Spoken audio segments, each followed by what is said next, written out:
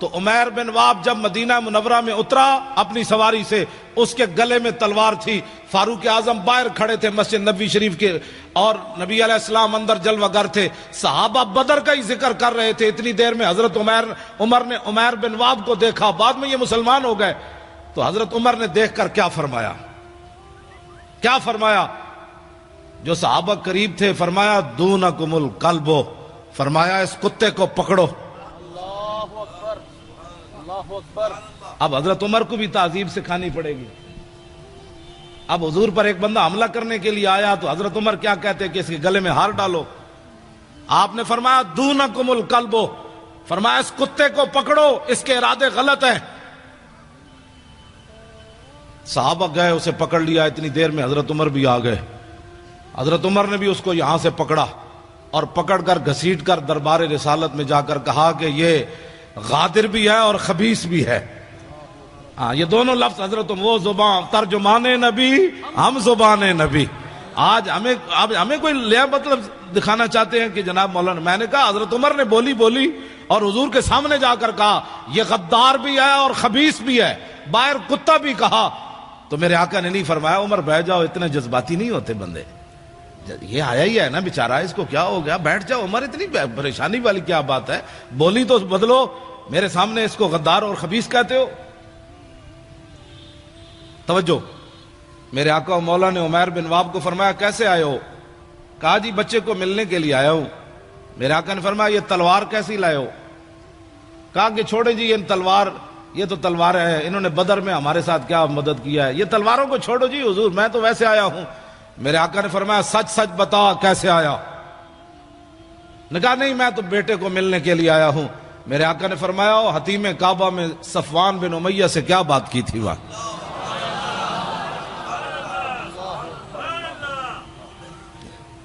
اسی وقت عمیر بن واب کہنے لگے اشہد انک رسول اللہ وانک صادق، میں گواہی دیتا ہوں آپ اللہ کے رسول ہیں، میں گواہی دیتا ہوں۔ اس سے پہلے اب ذرا حضرت عمر کی بولی سنیں۔ ہماری محبت اور دشمنی کا معیار یہی ہے جو ترجمان نبی ہم زبان نبی۔ کتاب المغازی میں علامہ واقدی نے لکھا، فرمایا حضرت عمر فرمانے لگے کہ انہو، یہ شخص ایسا تھا کہ لخنزیر احب الیہ، جب کلمہ انہوں نے پڑھ لیا نا تو حضرت عمر فرمان لگے یہ عمیر بن واب جب تلوار لے کر حضور کی طرف آ رہا تھا میرے نزدیک خنزیر اس سے اچھا تھا۔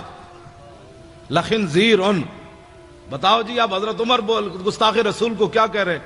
بھائی یہ خنزیر بھی نہیں بنتا۔ میں نے سوچتا تھا کہ میں کہتا تو ہوں کہ گستاخ رسول جو ہے اس کو خنزیر کہنا بھی خنزیر کی توہین ہے، لیکن میرے پاس کوئی دلیل نہیں تھی، لیکن جب سے میں نے یہ پڑھا تو سمجھ آ گئی، یہاں سمجھ آ گئی کہ ہاں یہ فاروق اعظم نے فرمایا ترجمان نبی ہم زبان نبی، جان شان عدالت پہ لاکھوں سلام، اور حق جو ہے وہ عمر کی زبان پر جاری ہے، حق عمر کی زبان پر جاری ہے۔ تو اس کا مطلب یہ ہے کہ احب الیہ، فرمایا لخنزیر احب الیہ، فرمایا جب یہ آیا تھا نا حضور پر حملہ کرنے کے لیے اس وقت یہ میرے نزدیک خنزیر سے بھی، خنزیر میرے نزدیک محبوب تھا اس سے، یعنی میں خنزیر کو اس سے اچھا سمجھتا تھا، لیکن اب جب اس نے حضور کا کلمہ پڑھ لیا اب یہ مجھے اپنی اولاد سے بھی زیادہ محبوب ہو گیا۔ سمجھے کو محبت اور دشمنی کا معیار، یہ فاروق اعظم کا فرمان ہے۔ اس میں کوئی بندہ اپنی رائے دے سکتا ہے کہ جناب ایسے نہیں تو ایسے نہیں تو ایسے نہیں، یہ فاروق اعظم کی بات ہے، اور صحابہ میں سے کسی نے بھی نہیں کہا کہ جناب یہ انسان تو انسان ہوتا ہے، خنزیر خنزیر ہوتا ہے، پھر یہ عربی بولنے والا ہے، یہ مکے والا ہے، اور یہ آپ اتنے بات تو نہ کریں، انسان تو آج انسانیت کی لوگ باتیں کرتے ہیں، انسانیت کے لیے کام کرو۔ میں نے کہا انسانیت کے لیے کام کرنا یہ یک قومی نظریہ ہے، یہ ایک قومی نظریہ ہے، انسانیت کے لیے کام کرنا۔ انسان تو ہندوستان میں سارے انسان نہیں تھے، ہندو بھی تھے، سکھ بھی تھے، مسلمان بھی تھے، عیسائی بھی تھے، پھر یہ وطن بنانے کی کیا ضرورت تھی؟ آج تم اس کو سلوٹ مارتے ہو جو یک قومی نظریے کا حامل تھا، اور ہمارے ان علماء کو کہتے ہو تم انتہا پسندی کی باتیں کرتے ہو۔ ذلیل کے بچوں، وہاں ہندو بھی تھے، سکھ بھی تھے، انسانیت کے لیے کام ہو رہا تھا، تو ہمارے بزرگوں نے کہا کہ نہیں نہیں نہیں، قومیں دنیا میں دو رہتی ہیں، ایک کافر اور ایک مسلمان، تو ہمیں ایک علیحدہ وطن چاہیے جس میں مسلمان رہ کر حضور کے دین پر عمل کرے. بس یہ پاکستان یک قومی نظریے کی بنیاد پر بنا، یہ دو قومی نظریے کی بنیاد. پاکستان کا مطلب کیا؟ لا الہ الا اللہ. پاکستان کا مطلب کیا؟ لا الہ الا اللہ. جاگ اٹھے ہیں اہل سنت. بچے ہمارے ترانہ پڑھ رہے تھے، مزہ آ گیا. جاگ اٹھے ہیں اہل سنت، گونج اٹھا یہ نعرہ ہے، دور ہٹو اے دشمن ملت پاکستان. نعیم الدین امیر ملت بوالحسنات کو یاد کرو، سنی بنارس کانفرنس کی قدر و قیمت کا احساس کرو. ہندو فرنگی کانگریسی ملا سکھ کو کس نے مارا ہے، دور ہٹو اے دشمن ملت پاکستان ہمارا ہے. اولیاء کا ہے فیضان پاکستان. سارے بولو، اللہ دے بندے ہو، سارے بولو. اولیاء کا ہے فیضان، پاکستان. اولیاء کا ہے فیضان، اولیاء کا ہے فیضان، اہل سنت کا ہے فیضان. پاکستان کا مطلب کیا؟ قانون ریاست کیا ہوگا؟ آپ کو پریشانی ہو رہی ہے. اقبال یہی اسی لیے بولا تھا، اس دور میں میں اور ہے جام اور ہے جم اور، مسلم نے بھی تعمیر کیا اپنا حرم اور، تعذیب کے آذر نے ترشوائے صنم اور ساکی نے بنا کی روش لطف و ستم اور، گفتار سیاست میں وطن اور ہی کچھ ہے اور ارشاد نبوت میں وطن اور ہی کچھ ہے. آپ جو پاکستان حقیقت میں آپ لوگوں کا ہے. آپ ایسے ڈر ڈر کے پاکستان کا بھی نام لے رہے ہیں. بھئی کیوں ڈر ڈر کے نام رہے؟ علامہ فضل حق خیر آبادی کا نعرہ میں پھر انہوں نے بھی پڑھا تو میں پھر لگاتا ہوں. منج کا لباس پہنا ہوا ہو، منج کی چارپائی کے اوپر جو ہے نا رات میں آدمی سو نہیں سکتا، چادر بھی بچھی ہو تو سو نہیں سکتا.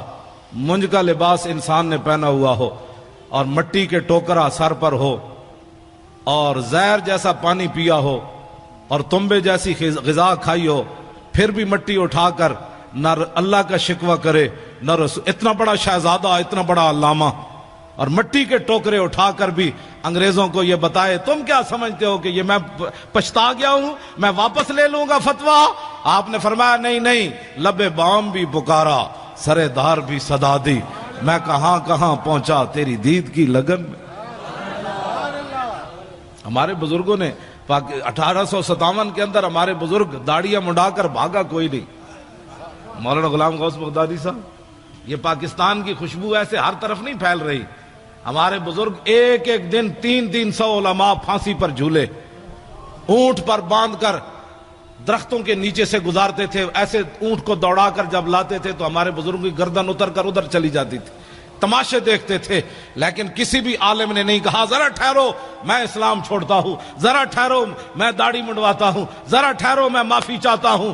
300 علماء ایک دن پھانسی پر جھولتے رہے، لیکن وہ ہمارے علماء فرماتے رہے، او ذلیل کے بچوں ستم کرے دھرا ہنر آزمائے، تو تیر آزما ہم جگر آزمائے. اس لیے آج بھی پوری دنیا زور لگا رہی ہے پاکستان کے اندر، پوری دنیا زور لگا رہی ہے کہ پاکستان سے لبرلزم کی طرف چلا جائے، پاکستان میں فلاں چلا جائے.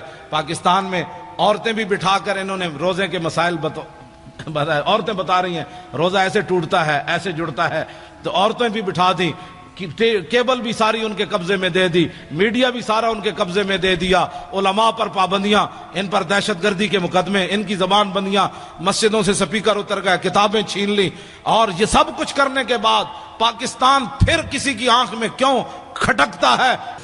ہاں، یہ پاکستان میں پریشانی نہیں لگی، بڑی دور تک پریشانی لگ گئی کہ یہ ان کو کیا ہو گیا، یہ کیا کر رہے ہیں. ان کا تمہیں پتہ نہیں کیا کر رہے ہیں، یہ تو اب کھڑے ہو گئے، یہ تو سوئے ہوئے شیر جاگ اٹھے، اب ان شیروں کا راستہ کیسے روکنا ہے. انہوں نے کہا نہیں، یہ نہیں روکتے، وہ بکنے والے اور ہیں. ہاں، وہ بکنے والے اور ہیں، وہ جھکنے والے اور ہیں. ان کے بزرگوں نے تو کالے پانی میں بھی سر نہیں جھکایا، انہوں نے تو کالے پانی میں بھی سر نہیں جھکایا. اور انہوں نے تو قلعہ گوالیار کے اندر 40 پہلوان لے آیا جہانگیر. فوج اور پولیس تو ناکام ہو گئی مجدد الفسانی کا صرف سر جھکانے میں. کہا کہ یہ ان کے وارث ہیں. 40 پہلوان بلائے اس زمانے میں جس میں ہر چیز خالص ملتی تھی.